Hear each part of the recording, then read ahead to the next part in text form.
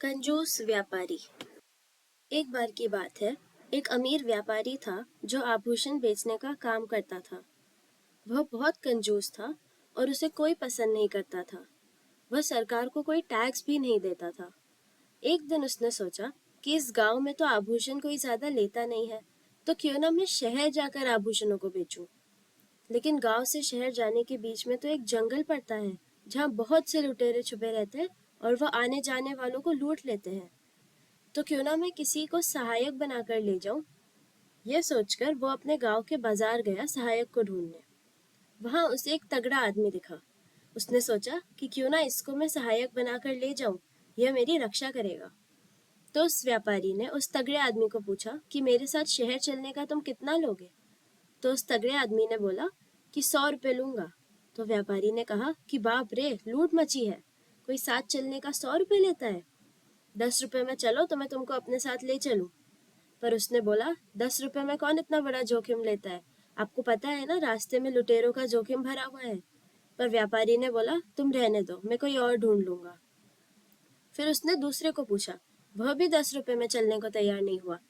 कोई भी 100 रुपये से कम में जाने से मान ही नहीं रहा था। तभी एक आदमी उसके पास आया। वह कोई बेवकूफ लग रहा था। उसने व्यापारी को पूछा कि साहब क्या ढूंढ रहे हो।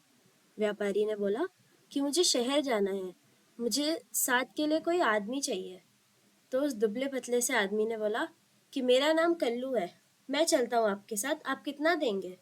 तो उस व्यापारी ने बोला, 10 रुपये। कल्लू ने बोला, ठीक है, पर मुझे पैसे अभी दीजिए। व्यापारी को लगा कि यह पागल आदमी है, जब सब 100 रुपये ले रहे हैं तो ये 10 में क्यों तैयार हुआ।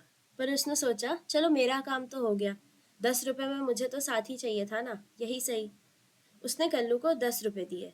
फिर वह लोग अगले दिन एक बैलगाड़ी में सारे सोने के जवाहरात भर के चल दिए। जंगल में थोड़ा सा दूर जाने के बाद ही उन्हें कुछ पैरों की आहट सुनाई दी। तो वह व्यापारी कल्लू अनाड़ी को बोला कि मुझे लग रहा है कि यहाँ डाकू लोग हैं, तो चलो हम पेड़ के पीछे छुप जाते हैं और इस बैलगाड़ी को भी किसी पेड़ के पीछे छुपा देते हैं।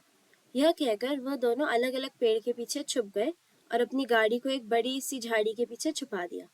थोड़ी देर में लुटेरे आए और वह लोग देखने लगे कि कोई आया है क्या। वह लोग हर पेड़ के पीछे देखने लगे। इतने में एक लुटेरे का पैर उस कल्लू के पैर के ऊपर पड़ा। तो उसने कहा कि उसका पैर लकड़ी के ऊपर पड़ गया है। तो इस पर कल्लू चिल्ला पड़ा कि यह मेरा पैर है, तुम इसे लकड़ी कैसे कह रहे हो।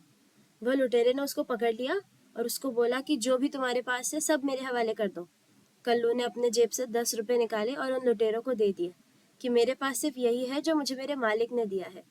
तो लुटेरों ने एक दूसरे को आंख मारी और कल्लू को बोलने लगे कि यह तो नकली नोट है। कल्लू ने बोला, नहीं नहीं, असली है, मेरे मालिक ने दिया है, तुम लोग को विश्वास नहीं होता तो उनसे ही पूछ लो, वो यहीं किसी पेड़ के पीछे छुपे होंगे। फिर लुटेरों ने उस मोटे व्यापारी को ढूंढ लिया और फिर उन्होंने वह गाड़ी को भी ढूंढ ली जिसमें सारा माल भरा हुआ था, और उस गाड़ी को लेकर वहां से रफू चक्कर हो गए। सेठ अपना सर पीटते हुए रह गया कि मैं किस बेवकूफ को अपने साथ ले आया, इसने मेरा सारा माल लुटवा दिया। और फिर वह लोग रोते हुए अपने गांव लौट गए। कुछ दिन बाद पता चला कि वह सब लुटेरे पकड़े गए और सरकार ने उनका सारा माल बरामद कर लिया। जब उस कंजूस व्यापारी को पता चला तो वह राज दरबार गया पता करने कि उसका माल कहाँ है। तो मंत्री ने उसको बोला कि उसने इतने सालों से सरकार को कोई टैक्स नहीं दिया, इसलिए उसका सारा माल सरकार ने जब्त कर लिया है। वह व्यापारी को अब अपनी गलती समझ आई और उसने कसम खाई कि अब से वो इतनी कंजूसी नहीं करेगा और सरकार को हमेशा टैक्स भी भरेगा।